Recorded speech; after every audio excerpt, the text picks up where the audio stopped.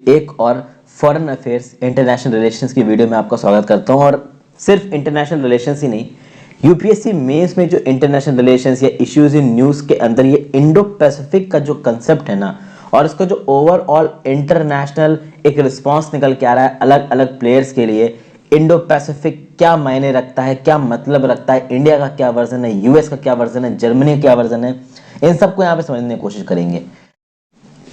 तो आगे बढ़ने से पहले दोस्तों वीडियो पे लाइक का बटन, अगर अब तक आपने चैनल को शेयर और सब्सक्राइब ना किया हो तो बिल्कुल बिना टाइम वेस्ट किए कर दीजिए। मेरे द्वारा बनाई गई और वीडियोस को देखने के लिए आप चैनल पे ज्वाइन बटन दबा के मेंबरशिप ज्वाइन कर सकते हैं। उससे मुझे भी थोड़ी हेल्प मिल जाएगी। इंस्टाग्राम पे फॉलो करके आप मैसेज कर सकते हैं, अपने जेन्युइन डाउट्स पूछ सकते हैं। टेलीग्राम को ज्वाइन कर लीजिए इस लेक्चर की पीडीएफ के लिए। शुरुआत की जाए। अच्छा, ये जो मैप आपको सामने नजर आ रहा है ना दोस्तों, ये इंडो पैसिफिक रीजन का मैप है। अभी इस मैप पे थोड़ी देर में हम लोग फिर से वापस आते हैं। इंडो पैसिफिक रीजन दोस्तों है क्या? अब यहां पे समझिए, आपको बिल्कुल समझ में आएगा। It is basically a biogeographic region of earth seas. Biogeographic region है। इसको आप इंडो वेस्ट पैसिफिक भी बोल सकते हो, इंडो पैसिफिक एशिया भी बोल सकते हो। क्या क्या आता है इसमें? Tropical waters of Indian Ocean, the western and central Pacific Ocean and seas connecting the two in the general area of Indonesia. क्या क्या लिखा हुआ है? It does not include the temperate and polar regions of Asia, Indian and Pacific Oceans, nor the tropical Eastern Pacific along the Pacific coast of Americas, which is a distinct marine region. बताता हूं आपको जो कुछ भी मैंने बताया। आप देखिए इस काली लाइन के अंदर कौन कौन सा इलाका आ रहा है। आप समझ सकते हैं कि पूरा का पूरा जो नॉर्थ इंडियन ओशन है वो आ रहा है, थोड़ा बहुत साउथ इंडियन ओशन भी आ रहा है। जो ट्रॉपिकल वाटर्स है और जो टेम्परेट रीजन में जहां तक आपका इंडियन ओशन पहुंच रहा है वहां तक तो लाई करता है आपका क्या, ये इंडो पैसिफिक का जोन। लेकिन तब आप समझिए, ये जो अफ्रीका का ईस्टर्न कोस्ट है, अफ्रीका के ईस्टर्न कोस्ट से लेके ये जापान तक ऑलमोस्ट जा रहा है आपका ये इंडो पैसिफिक का इलाका। इस इंडो पैसिफिक के इलाके में पैसिफिक ओशन तो है ही, इंडियन ओशन में है, लेकिन इंडियन ओशन और पैसिफिक ओशन के जो एक्सट्रीमली कोल्ड इलाके हैं वो इंडो पैसिफिक में नहीं आता। जैसे कि फॉर एग्जांपल अगर इंडियन ओशन में आप बिल्कुल साउथ की तरफ चलते चले जाओ तो एक जगह ऐसी आएगी जहां पे बहुत ठंड होगी, वहां तक नहीं पहुंचता इंडो पैसिफिक का ये कंसेप्ट। तो इस काली वाली लाइन के अंदर जो कुछ भी आपको नजर आ रहा है वो इंडो पैसिफिक में आता है, और ये आपका मडागास्कर से लेके पूरा का पूरा ऑलमोस्ट जापान तक नजर आ रहा है। और इसका एक प्रूफ भी है। देखिए क्या बोला, many marine habitats are continuously connected from Madagascar to Japan and Oceania. तो Madagascar to Japan and Oceania, यानी यहां से लेके ये मडागास्कर से लेके जापान तक, और ओशिनिया का जो इधर पे रीजन पड़ता है वहां पे कुछ ऐसे मेरीन स्पेशीज मिली हैं जो कंटिन्यूएशन में मिलती है मडागास्कर से लेके जापान तक। और ये मरीन स्पीशीज इस डाइवर्सिटी के साथ आपकी अटलांटिक ओशन में नहीं मिलती हैं। अगर आप बात करो इस इंडो पैसिफिक रीजन में स्पेशीज रिचनेस की, खासकर पानी वाले रीजन में, तो 3000 स्पेशीज ऑफ फिश पाई जाती हैं यहाँ पे, और ये हाईएस्ट फिश डाइवर्सिटी है किसी मेरीन इकोसिस्टम की। इसके बाद आपका जो वेस्टर्न अटलांटिक है वहां पे 1200 स्पेशीज ऑफ फिश पाई जाती हैं।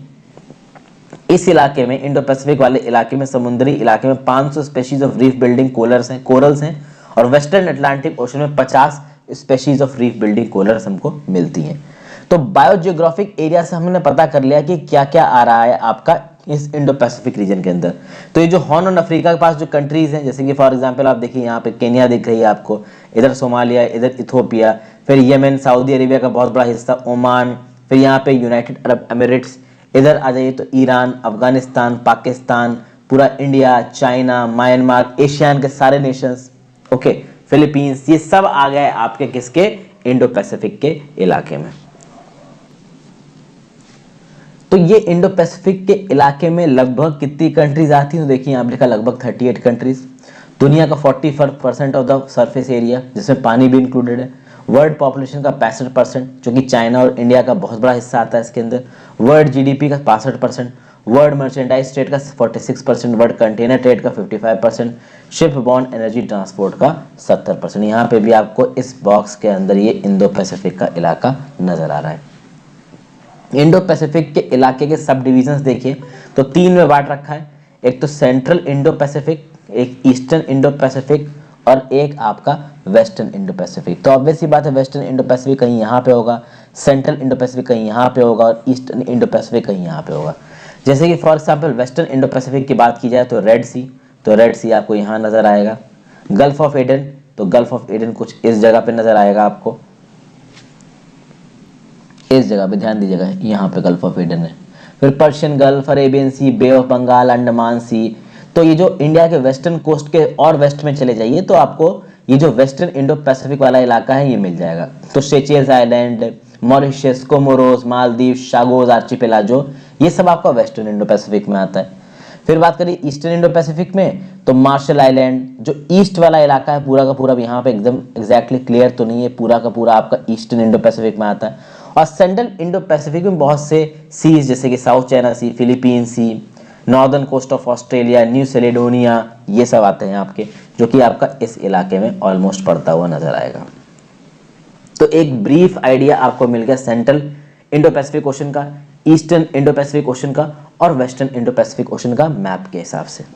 अगर जियोपॉलिटिकल कंटेक्स्ट की बात की जाए तो आपको समझ में आ गया कि अफ्रीका के ईस्टर्न कोस्ट से कह लीजिए, वेस्ट एशिया से कह लीजिए, आप पूरे के पूरे कहां तक जा रहे हो, पूरा इंडियन ओशन क्रॉस करते हुए और वेस्टर्न पैसिफिक ओशन को क्रॉस करते हुए जा रहे हो। तो आप कहां से शुरू हुए, आप शुरू हुए अफ्रीका के ऑलमोस्ट ईस्टर्न कोस्ट से, और वेस्टर्न एशिया इधर से, पूरा का पूरा इंडियन ओशन तैरते हुए आप घुस गए पैसिफिक ओशन में। पूरा का पूरा वेस्टर्न पैसिफिक ओशन आपने यहाँ पे कवर कर लिया, किसमें, इंडो पैसिफिक के इस कॉन्सेप्ट के अंदर। ये जो टर्म है, इस स्पिरिट की टर्म किसने पिकअप की थी, जापान के प्राइम मिनिस्टर साहब शिंजो एबे ने इसको पिकअप की थी जब इंडियन पार्लियामेंट को स्पीच दे रहे थे अगस्त 2007 में। और इन्होंने क्या बोला, confluence of the Indian and Pacific oceans as the dynamic coupling as seas of freedom and prosperity in the broader Asia. और उसका देखोगे 2010 के बाद से ये जो टर्म है इंडो पैसिफिक, ये काफी इंपॉर्टेंस में आ गया। इंडिया की एपेक्स पॉलिटिकल लीडरशिप इस टर्म को काफी यूज करने लगी। यूएस में भी ये टर्म बहुत इस्तेमाल किया जाने लगा। जापान, यूएस, ऑस्ट्रेलिया, इंडिया, हर कोई इंडो पैसिफिक को यूज करने लगा। बट कहीं ना कहीं दोस्तों इस इंडो पैसिफिक टर्म का जो मतलब था वो अलग अलग लोगों के लिए अलग अलग था। 2019 में यूएस स्टेट डिपार्टमेंट ने एक डॉक्यूमेंट पब्लिश किया जहां पे उन्होंने free and open Indo Pacific की बात की और बोला कि क्वाड मेंबर्स इस free and open Indo Pacific को सपोर्ट करेंगे। आप अगर क्वाड की बात करो ना दोस्तों, क्वाड मेंबर ने जो जोर पकड़ा है वो जोर पकड़ा है हमारे गलवान वैली इंसिडेंट के बाद। ये जो हमारा गलवान वैली का इंसिडेंट हुआ है ना, इससे पहले इंडिया की जो टैक्टिक्स रही है चाइना की तरफ, बहुत हद तक अपीसमेंट की टैक्टिक्स रही है और कहीं ना कहीं क्वाड में वो ताकत नहीं आ पाई है। लेकिन कोरोना वायरस का पैंडेमिक और गलवान वैली वाला इंसिडेंट, इसने दुनिया भर में एंटी चाइना सेंटीमेंट को बहुत ज्यादा बढ़ा दिया, इंक्लूडिंग इंडिया एंड ऑस्ट्रेलिया। और उसके बाद क्वाड में एक नई सी ताकत सी बनती नजर आ रही, जिसके चलते क्वाड में एक्सेसिव इन्वॉल्वमेंट के चलते ऑस्ट्रेलिया के अगेंस्ट कुछ इकोनॉमिक सैंक्शंस भी लगाए हैं चाइना ने। ऑस्ट्रेलिया के बहुत सारे प्रोडक्ट्स के ऊपर चाइना के अंदर इंपोर्ट ड्यूटी लगा दी गई है। इंडो पैसिफिक नाम का जो फ्रेज है, शब्द बोल लीजिए, बहुत बार जो टॉप लेवल के यूएस स्ट्रेटेजिक डॉक्यूमेंट्स होते हैं ना, जैसे 2017 का नेशनल सिक्योरिटी स्ट्रेटजी, 2018 का न्यूक्लियर पोस्चर रिव्यू, 2018 का नेशनल डिफेंस स्ट्रेटजी, इसमें इस इंडो पैसिफिक नाम के शब्द का प्रयोग किया गया है। 2013 में ही यूएस ऑफिशियल्स ने इंडो एशिया पैसिफिक नाम के शब्द का प्रयोग किया। अब देखिए इंडो पैसिफिक में इंडो एशिया पैसिफिक बना दिया यूएस वालों ने। यूएस वाले भी कुछ बहुत सीधे नहीं है, अपनी रिक्वायरमेंट के हिसाब से, अपनी जरूरत के हिसाब से उनके टर्म्स का यूजेज, उनकी फॉरेन पॉलिसी, हर चीज बदलती रहती है। और केवल यूएस के साथ नहीं है, इंडिया के साथ भी ऐसा ही है। यूएस चाइना की चीज में, केस में ये बहुत एग्रेसिवली नजर आता है। रीजन बीइंग कि यूएस और चाइना की जो इकोनॉमिक और फाइनेंशियल पावर है वो आज की डेट में बहुत ज्यादा है, इसलिए वो अपने हिसाब से चीजों में बहुत जल्दी चेंजेस कर देते हैं अपने फॉरेन पॉलिसी के ऑब्जेक्टिव्स को मीट करने के लिए, और वो दुनिया को बहुत दिखाई पड़ता है। इंडिया जैसी कंट्रीज कुछ भी करती है तो थोड़ा ग्रेजुअली करती हैं, थोड़ा देख समझ के करती हैं।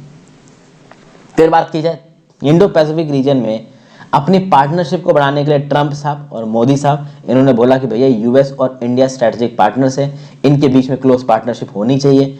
पिछले 203 सालों में इंडिया और यूएसए के बीच में जो इतनी अच्छी पार्टनरशिप होती नजर आ रही है, कहीं ना कहीं उसकी एक वजह यह है कि यूएस और चाइना के रिलेशंस बहुत खराब हो रहे हैं। 70 साल हो चुके हैं इंडिया और यूनाइटेड स्टेट्स के बीच में डिप्लोमेटिक रिलेशन शुरू किए हुए। कहीं ना कहीं हमारी पार्टनरशिप ऑलरेडी स्ट्रेटेजिक पहुंच चुकी है, बट जिस लेवल पे यूएस और चाइना की पार्टनरशिप थी एक समय पे, उसके तो हम आसपास भी नहीं है। अब चूंकि आज की डेट में यूएसए और चाइना दुश्मन से बनते नजर आ गए सामने, खासकर ट्रंप के राज में, तो ऑब्वियसली यूएस का नेचुरल पार्टनर यहाँ कौन बन जाता है? इंडिया बन जाता है। लेकिन जो बाइडेन का अगर कंसेप्ट इंडो पैसिफिक की तरफ बदलता है तो ऑब्वियसली बात है हमें फिर अपने ऑप्शंस और एक्सप्लोर करने पड़ेंगे, क्योंकि ट्रंप के राज में जिस लेवल का सपोर्ट यूएस दे रहा था इंडिया को चाइना के अगेंस्ट, उस लेवल का बाइडेन देंगे, इस बात के बहुत बड़ा डाउट है। अब यहाँ पे एक ट्रेंड देखने को मिलता है। 2017 में जो डोनाल्ड ट्रंप साहब थे, डोनाल्ड ट्रंप साहब का जो नजरिया निकल के आया ना, 2017, 18, 19, 20, 2016 के एंड में इलेक्शंस हुए, 2017 में डोनाल्ड ट्रंप प्रेसिडेंट बन के आ गए, 4 साल का उनका टेन्योर था। और उनका ये जो टेन्योर है बहुत ज्यादा एंटी चाइना नजर आया। ऐसा लगा कि यूएस चाइना के बीच में कोल्ड वॉर सी छिड़ती नजर आ रही है। इंडिया प्राइम मिनिस्टर ने क्या बोला कि देखिए ये जो कोल्ड वॉर वाली मेंटालिटी, सीधे सीधे तो इंडिया किसी को भी देखिए अगेंस्ट नहीं बोलता, ना चाइना को अगेंस्ट बोलता है ना यूएस के अगेंस्ट बोलता है। यूएस और चाइना इन दोनों के बीच में कोल्ड वॉर मेंटालिटी क्या प्रमोट कर रहे थे डोनाल्ड ट्रंप। डोनाल्ड ट्रंप का ये बोलना था कि ये जो यूएस की कंपनीज इतना फायदा उठाती है अमेरिकन मार्केट से, ये गलत है। तो 2018 में एक ट्रेड वॉर छेड़ दी यूएसए ने चाइना के साथ, और 2017 से ही कहीं ना कहीं जो ट्रंप साहब का रिएक्शन था चाइना की तरफ वो काफी डिफरेंट था पहले के बैरक ओबामा के राज से अगर कंपेयर किया जाए। तो इंडियन प्राइम मिनिस्टर ने 2017 में ये क्लैरिफाई किया कि देखिए हमारा इंडो पैसिफिक का विजन अलग है। हमारा इंडो पैसिफिक का विजन किसी एक कंट्री को कंटेन करने के लिए नहीं है। हमारा इंडो पैसिफिक का vision, it is a common pursuit of progress and prosperity and this is not directed against any country. यानी इंडिया की जो चाइना अपीजमेंट पॉलिसी थी वो चालू थी। इंडिया ने बोला कि हम सपोर्ट करते हैं किसको? रूल ऑफ लॉ को। लेकिन अगर कोई एक कंट्री जो रूल ऑफ लॉ को नहीं सपोर्ट करती तो उसमें नंबर 1 पे कौन आता है? चाइना आता है। इंडो पैसिफिक का क्या व्यू पॉइंट था ऑस्ट्रेलिया, जापान और इंडोनेशिया जैसी कंट्रीज का? ऑस्ट्रेलिया, जापान, इंडोनेशिया, कुछ हद तक यूएस ने भी सोचा कि देखिए एशिया पैसिफिक यानी पैसिफिक ओशन के आसपास की कंट्री और एशिया पैसिफिक, इसमें अगर आप इंडो पैसिफिक लेके आ रहे हो तो मतलब आप इंडिया को जोड़ दे रहे हो। तो इंडिया पूरा का पूरा एशिया और पैसिफिक ओशन के आसपास की कंट्री जोड़ दो तो क्या बन गया? एशिया पैसिफिक, या बोल दीजिए इंडो पैसिफिक। अब ये बहुत ब्रॉड डेफिनेशन हो गई इंडो पैसिफिक की। बहरहाल ऑस्ट्रेलिया, जापान, इंडोनेशिया, कुछ हद तक फिलीपींस, वियतनाम, ये सारी कंट्रीज चाहती कि इंडिया की प्रेजेंस हो साउथ चाइना सी में, ईस्ट चाइना सी में। साउथ चाइना सी में 9-9 को लेके ऑलरेडी काफी बवाल चल चुका है। United Nations convention on the law of seas के जो ट्राइब्यूनल था उसने बोला कि 9-9 गलत है, साउथ चाइना सी पूरा का पूरा चाइना का नहीं। चाइना ने उसको सीधे सीधे मना कर दिया मानने से। कहीं ना कहीं दोस्तों यहाँ पे देखिए जो बाकी कंट्रीज हैं जो कि इंडो पैसिफिक के कंसेप्ट पे जोर मारती हैं, जैसे कि यूएस, कुछ हद तक जापान, ऑस्ट्रेलिया, इंडोनेशिया, इनको ये लगता है कि इस एशिया के स्फीयर में अगर कोई एक ऐसी कंट्री है जो चाइना को टक्कर दे सकती है तो वो इंडिया है। तो इंडिया एक काउंटर वेट की तरह काम करेगा चाइना को। इंडिया ने बोला नहीं भाई हमारा ऐसा नहीं है, हम एक ऐसा आर्किटेक्चर चाहते हैं जहां पे पीस और सिक्योरिटी हो, हमें किसी के साथ लड़ाई नहीं करनी। ये जो इंडो पैसिफिक का इलाका है ये एक फ्री, ओपन और इंक्लूसिव इलाका है। ओके, इसके शोर्स अफ्रीका से अमेरिका तक जाते हैं। यहाँ पे एक रूल बेस्ड सिस्टम होना चाहिए, डेमोक्रेसी होनी चाहिए, ओपन, बैलेंस्ड और स्टेबल ट्रेड एग्रीमेंट होना चाहिए। RCEP में भी इंडिया ने बहुत घुसने की कोशिश की बट कहीं ना कहीं बातें बन नहीं पाई। इंडिया ने चाइना को बहुत अपीस करने की कोशिश की चीजों को, स्केल्स को अपनी तरफ टिल्ट करने के लिए, तो वो भी नहीं हो पाया। अगर इंडो पैसिफिक की आप बात करो स्ट्रैटेजी की, तो इंडो पैसिफिक में ऑटोमेटिकली एशियन कंट्रीज आ जाती हैं। एशियन जो 10 कंट्रीज वो इंडो पैसिफिक कंसेप्ट में आ जाती हैं। अब एशियन कंट्रीज में एक ट्रेंड देखा गया है, चाइना एशियन कंट्रीज का सबसे बड़ा ट्रेड पार्टनर है। चाइना जब भी एशियन कंट्रीज के ट्रेड रिलेशंस में इन्वॉल्व होता है, कहीं ना कहीं ऐसा दिखता नजर आता है कि चाइना एशियन कंट्रीज के बीच में फूट डलाना चाहता है। कुछ 2-4 कंट्रीज को बहुत ज्यादा एक्सेसिवली सपोर्ट करके बाकी कंट्रीज के अगेंस्ट करना चाहता है एशियन को। कौन? चाइना। मतलब कि एशियन के अंदर जो 10 कंट्रीज हैं उन 10 कंट्रीज में किसी 2-3 की साइड लेके बाकी 2-3 के अगेंस्ट करके एक डिवाइड एंड रूल का गेम खेलता है यहाँ पे चाइना, जो कि नॉर्मल अगर कॉलोनियल पावर्स करती थी पहले। इंडिया का मतलब ये नहीं है। इंडिया ओवरऑल पूरे के पूरे एशियन मेंबर्स के साथ अच्छे रिलेशन बना के पूरे के पूरे रीजन को डेमोक्रेटाइज करना चाहता है, बट वो एक्चुअली हो नहीं पाएगा। अगर आप बात करो एशियन रीजन की, एशियन रीजन के लिए चाइना अभी भी बहुत ज्यादा इंपॉर्टेंट। रीजन ये है कि ट्रेड को लेके कहीं ना कहीं एशियन रीजन अभी भी चाइना पे डिपेंडेंट है। इंडिया का इंडो पैसिफिक का कंसेप्ट क्या है कि हम इस स्फीयर में, इंडो पैसिफिक वाले स्फीयर में किसी भी एक प्लेयर को डोमिनेंट नहीं होने देंगे। चाइना को क्या लगता है कि अगर ये इंडो पैसिफिक स्ट्रेटजी सक्सेसफुल हो गई तो कहीं ना कहीं हमारी डोमिनेंस कम हो जाएगी। इंडिया एक ओवरऑल इक्वल रिलेशनशिप लाने के लिए ट्राइलेटरल एग्रीमेंट भी करता है, जैसे India Australia France, India Australia Indonesia, ताकि चाइना डोमिनेट करना कर पाए। देखिए इंडिया को पता है कि हम तो डोमिनेट कर नहीं पाएंगे, बट कहीं ना कहीं चाइना को भी ना डोमिनेट करने दें, और चाइना का सिंपल 1 पॉइंट एजेंडा है कि हमको डोमिनेट करना ही करना है। चाइना का अगर एंगल लेके जाया जाए इंडो पैसिफिक स्ट्रेटजी में बहुत इंपॉर्टेंट है। चाइना एक थ्रेट है एशिया पैसिफिक कंट्रीज के लिए। हम्बनटोटा पोर्ट जब श्रीलंका का चाइना ने हथियाया, इससे साफ साफ पता चल गया कि भैया देखिए चाइना की जो डेप्ट पॉलिसी है, ये पहले उधार देते हैं, उधार जब ना चुका पाए इंसान तो क्या करते हैं, उसके कुछ एसेट्स ले लेते हैं। श्रीलंका में ऐसा हुआ, मालदीव्स में ऐसा होता नजर आ रहा है, बहुत सारी अफ्रीकन कंट्रीज में ऐसा होता नजर आ रहा है। और खासकर चाइना का ये जो एक्शन है ये इंडिया के नेबरहुड में बहुत हो रहा है। फॉर एग्जाम्पल श्रीलंका और मालदीव्स। श्रीलंका का जो हम्बनटोटा पोर्ट है वो इंडिया से केवल कुछ 100 माइल्स ही दूर है। तो चाइना मिलिट्री इक्विपमेंट दे रहा है म्यांमार को, श्रीलंका को, बांग्लादेश को, थाईलैंड को। हालांकि इन सब कंट्रीज के साथ इंडिया के रिश्ते अच्छे हैं, बट कहीं ना कहीं चाइना अपनी डिप्लोमेसी को इंडिया के नेबरहुड में बहुत ही प्रोएक्टिव और मतलब कहते हैं ना कि बिल्कुल डायनामिज्म के साथ सपोर्ट कर रहा है। तो अगर एशियन की बात की जाए तो भले ही इंडिया एशियन को एक इक्वल पार्टनर चाहता है, भले ही चाइना की तरह इंडिया डिवाइड एंड रूल की पॉलिसी नहीं खेलता एशियन में, बट कहीं ना कहीं एशियन अपनी एग्जिस्टेंस के लिए, खासकर इकोनॉमिक एग्जिस्टेंस के लिए चाइना पे डिपेंडेंट है। चाइना एशियन का लार्जेस्ट ट्रेडिंग पार्टनर है और ओवरऑल एशियन की किसी भी कंट्री में इतना दम नहीं है कि वो चाइना के साथ सीधे सीधे पंगा ले सके। साउथ ईस्ट एशिया की बात की जाए तो भैया इंडो पैसिफिक के सेंटर में पड़ता है साउथ ईस्ट एशिया। इसमें एशियन एक बहुत इंपॉर्टेंट एलिमेंट है इंडिया की एक्ट ईस्ट पॉलिसी को लेकर कहा जाए। हालांकि ऐसा नहीं बोला जाएगा इंडो एशिया इंडो पैसिफिक के कंसेप्ट में कि हर जगह इंडिया और चाइना एक दूसरे के अगेंस्ट ही खड़े हैं। Globalisation, climate watch, population explosion, इन सब चीज़ों में इंडिया और चाइना के सामने कॉमन प्रॉब्लम्स है। इंडिया और चाइना ब्रिक्स एससीओ जैसे मेंबर्स हैं। तो कहीं ना कहीं जो इंडो पैसिफिक का कंसेप्ट है इसको इंडिया इस तरीके से प्रमोट कर रहा था कि वो चाइना के अगेंस्ट ना चला जाए। बट जब से ये स्टैंड ऑफ चल रहा है LAC पे, तब से जो ओवरऑल ग्लोबल स्केल्स हैं एक्सटर्नल अफेयर्स के, वो काफ़ी टिल्ट कर गए। इस टॉपिक को मैं अगले वीडियो में कवर अप करूंगा, कंटिन्यू करूंगा दोस्तों।